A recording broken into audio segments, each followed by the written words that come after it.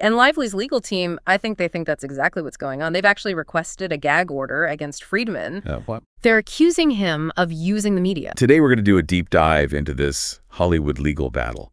We're talking Blake Lively and Ryan Reynolds. Yeah. Versus Justin Baldoni. Mm-hmm. He directed and co-starred with Lively in, you guessed it, It Ends With Us. Yeah. This case is a real eye-opener. You know, it shows how lawyers, especially in these high-profile cases, they use the media. They really know how to use the media. Yeah. So just to kind of recap for everyone, Lively's lawsuit, she's accusing Baldoni of sexual harassment. Right. During, the filming of a movie. Right. She's also saying that he's running this whole smear campaign against her. Yeah, and Baldoni, he's not just sitting back, right? No. He's fighting back with his own lawsuit against Lively and Reynolds. Oh, yeah. Countersuing.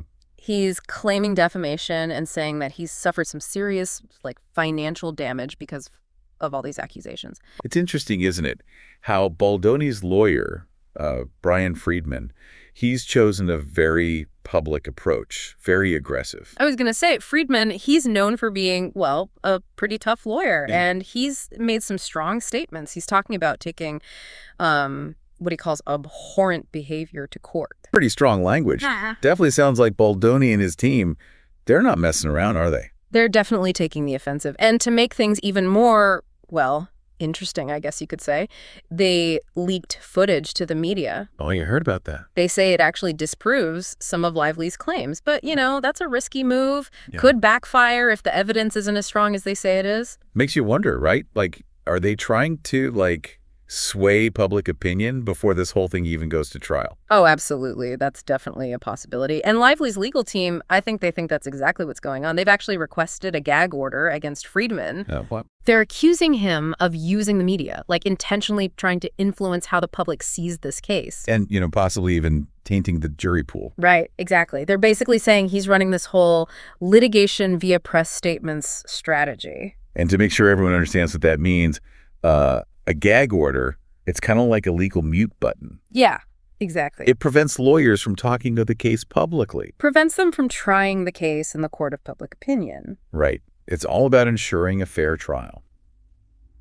Lively's team, they're saying Freedman, he's leaking evidence that might not even be admissible in court. Mm-hmm. And he's making all these statements, and they say it could actually, prejudice the case. Yeah. By leaking Lively's complaint to the California Civil Rights Department and making statements to the press that they say are just false. It's like they're fighting this war on two fronts. You've got the courtroom and then you've got the media. Yeah. And, this whole thing with the leaked footage, the back and forth accusations, it just adds fuel to the fire, doesn't it? It's like we're watching, a Hollywood movie play out in real life. There's a whole legal process happening behind closed doors, evidence, arguments, a judge who'll decide in the end. It's a lot more than what we see. It's a real balancing act. Leaking information, saying inflammatory things to the press, that could really mess up a fair trial, and it can look like they're trying to manipulate public opinion, which is not okay. So are this high. Lively's team, they're saying Freedman's crossed that line, that he's using the media to help Baldoni's case. They say it's unethical, sharing potentially inadmissible evidence, influencing what people think before the case even starts. And that leads us back to the whole gag order request. Right. They want to stop Freedman from talking to the media altogether.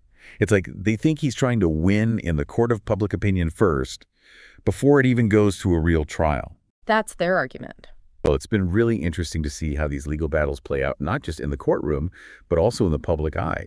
It's a lot. It really is a fascinating case study with implications that go way beyond Hollywood.